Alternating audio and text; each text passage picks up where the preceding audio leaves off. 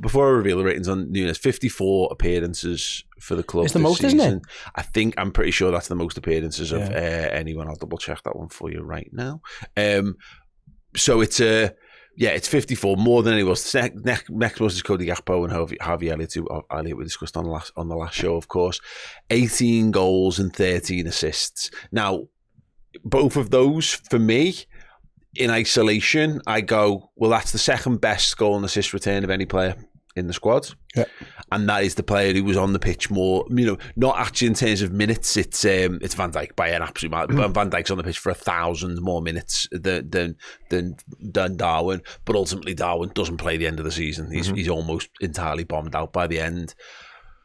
The critique of Nunez, the criticisms of Nunez from last season, a lot of them remained, and yet it was an improved season for him compared to last season. He was well more available, and he scored more goals and got more assists. My issue is it's who they're against.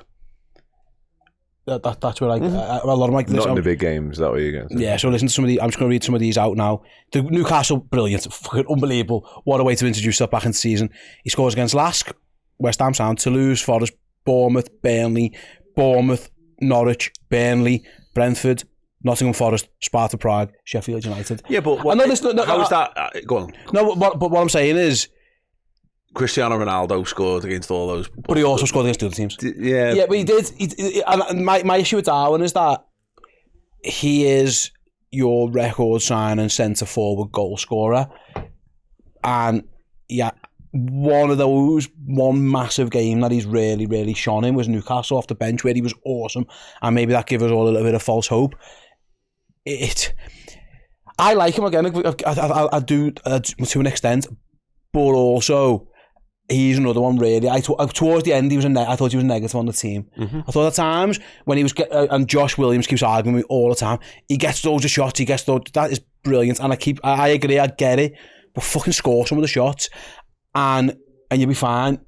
What I've actually been most impressed with was the assists. Yeah, his link-up plays was much better, and he has scored some big goals. Like Forest is a massive goal, Newcastle is a massive goal, but Arsenal, City, United, Chelsea, Tottenham, Everton, where are you? Where are you? You're not there. You're not scoring goals, and that's your job. And that's the frustration for me, is that's meant to be what he's meant to do, and he just didn't do it. And at some point, your Dan mentioned on the last show about expectations.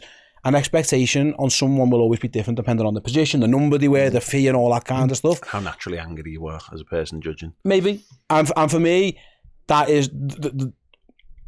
there's not enough Premier League goals. There's a lot of cup goals, and there's a lot of cup goals, and there's a lot of Europa League goals. But where's my Premier League? I want 15, 20 Premier League goals where I'm not getting them.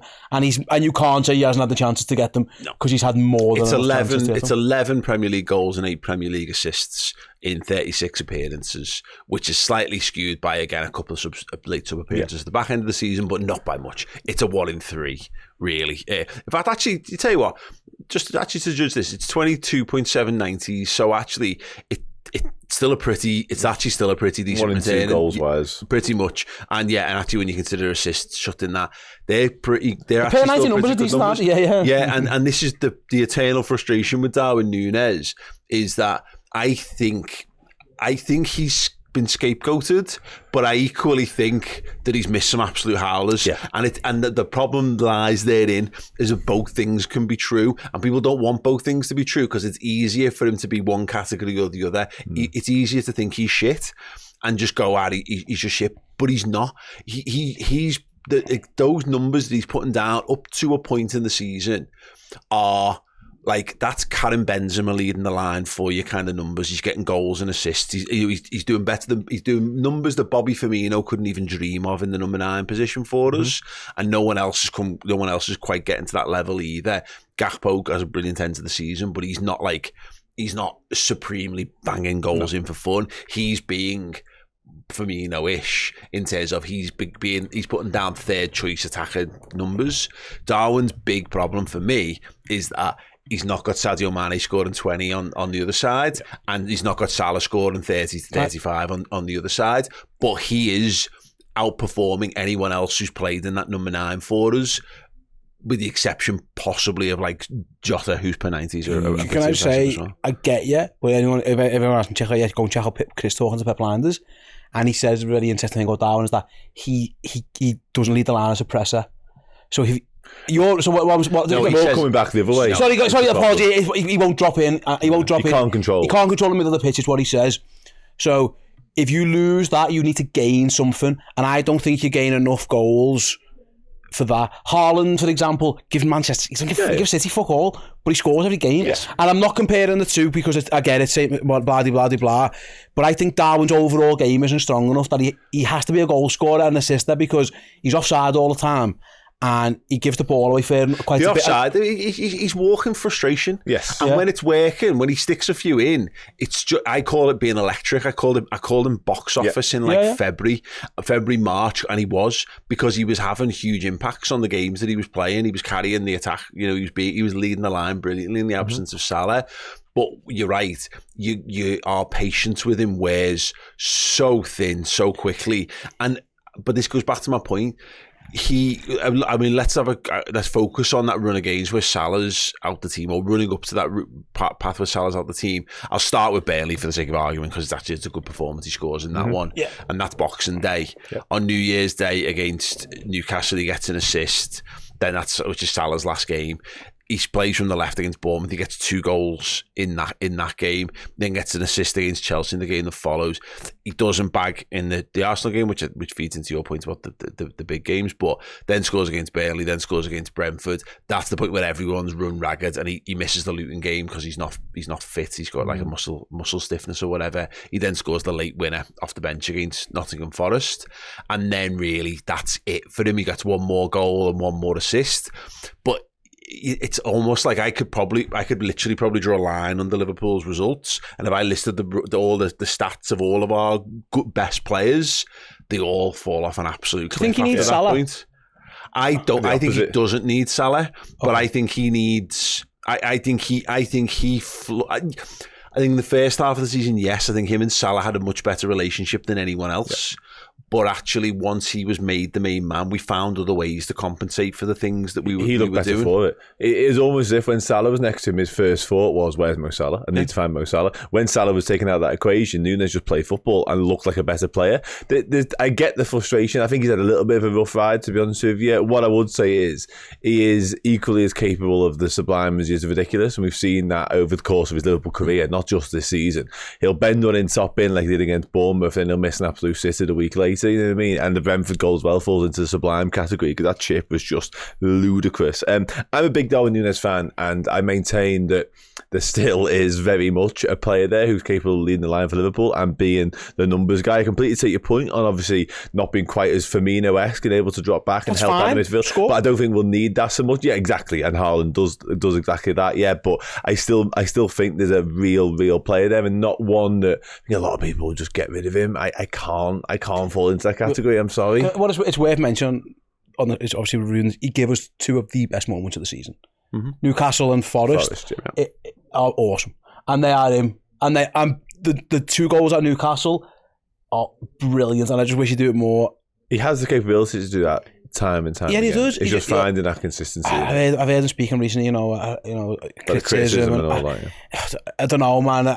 There's 2, but I always find there's 2 types of people when it comes to this. When someone tells you, I read the criticism and it was affecting me, most people go, yeah, fun would do, wouldn't it? Absolutely would. And the other brand of people go, fuck off, pressure's part of being at the top, so you should be able to deal with it. No. I fall into the prior camp rather than the latter. Particularly for it does just impact players. My thing is, I'm not sure he's got the mentality to be the super elite. Yeah, that's the bigger concern right now. But maybe he doesn't need to be. And again, it's those digs of like Liverpool's record goal scoring, signing, and all this kind of stuff. And it's like those are things that are not part of his control. He is the footballer that he is, and I look at it and I just to refamiliarise myself. Last season, it's 9 goals and 3 assists in the Premier League, so it's not a huge step up, but it is an improvement in terms of his all comps stats. It's an overall improvement, and one that I will lay out for you when this page loads. it is like this time last season, finishes the season on 15 goals, 5 assists. So like his assist count has gone absolutely through the roof. It was all round play and suitability for Liverpool it's been night and day. Yeah. If you remember, he went through a similar dip in the back end of last season as well, except it started earlier. It was actually post-Christmas. He got bombed out, didn't he? It was post-World Cup. He was never quite the same player after the World Cup. He was played more left-hand side and Gakpo's bought, and then we deal with Gakpo as playing in the 9. I think he's fallen a little foul of a bit of that, of uncertainty system-wise from Liverpool as well to some extent. I don't want to see him played off the left. I hear a lot of people saying this. It's like when we played Divock wide for me. There's a lot of diminishing returns when you ask a centre forward to play off the left, because ultimately he's not a dribbler. He's a pure flat out pace merchant, which will stretch games without a doubt. Did it off the bench against Arsenal in the FA Cup, or moved wide left. The United anyway. Game the season prior was a really good one for that. Yeah. And but he's not. Whenever you give the ball and he's got men in front of him, it's like conceding possession. But this shots thing is important. He does make the right movement. He does get into the right positions. It's whether, and we'll do this more on Keep Sell Loan, of course. It's just, my opinion on him is so tainted by that last 10 games. Listen, he did our heads in, didn't he? Yeah. He did our heads in. Every time he was on the pitch, I kept finding myself laughing at him. And that's awful. Oh, Darwin's offside, ha, ha, ha. Yeah. And it's a big joke. Oh, Darwin, oh yeah, of course he's offside. And then you're thinking, no man, get on side. Like, you know, it's not funny, and we that's where I found myself with him in that. Well, again, we want to win the league. Go win us a league, please, Mr. Striker fella. Yeah, but again, you're right. But no, you're right. You are. Look, I can't argue against that point without making myself sound like I don't like us winning games, and that's the awkward position when you're arguing this. I do. I love Liverpool winning. Love it when they win silverware. I just don't feel anywhere near the depth of negativity towards him. But because again, it's that goes down to the thing. You're saying he's the number 9. He's the lead. Like, I had this with Firmino. Everyone now goes, "Oh, Bobby Firmino, what an absolute fucking genius." Honestly, the fucking shit Bobby Firmino used to get when it wasn't fucking. Yeah, exactly. You know, and when things aren't working, it's dead easy. And my thing boils down to this: is like, he's had an improved season. Definitely, it's not quite the breakout season that it looked like it was going to be. Mm-hmm. But I also look at, like, maybe this isn't relevant, but, you know, the strikers that all came into the Premier League, everyone was looking for the centre forward, and Haaland was the one. And Haaland has been a supreme goal machine. Fine. You know, if Darwin had carried on his run of form, there was a point where I'd have had Nunez over Haaland at one point in the season, because he was doing more in his general play and still getting a good amount of goals. Isak's levelled now as the sort of one as well, but he's been nowhere near as available. You've got Nicholas Jackson at Chelsea, who is but I mean, actually players who were brought into the league, and you got Rasmus Højlund as well is another one, and Darwin is better than Jackson and Højlund. He's not the goal scorer that Isak is, but he's got a better fitness record, and he's got an all-round better fit, and he's nowhere near the level of Erling Haaland. What do we give? But we own Mohamed Salah, who every club has got their main goal guy, and no one goes. I don't know if there's City podcasters sat here in their own studio going, fucking Julian Alvarez, fucking doesn't score enough goals. Yeah. They're probably not. They're probably going, he contributed really well. You know, Haaland was the main man. He chipped in with his goals. He chipped in with his. I went 7. Steve went 7. Dan went 7.5. I'm tempted to bump him up to kind of 7.5, to be honest, because there's actually some low ratings. Yeah, I don't know. I'm torn because I think it's disingenuous to put him just half mark behind Salah. Would be my guess. But Salah was dog shit. Was just as dog shit, right? He scored 25 goals before that. Yeah. But he's right. No, he was right. But he's also the best player in the world. Yeah. You know, okay. and is in the prime of his career. Okay. And has been in this team with a team built to his style of play. I am looking for the forward last to 6 years. Yes. And Darwin Nunez, and this can be levelled either way. Salah's on the pitch for all this run in, and he's rubbish.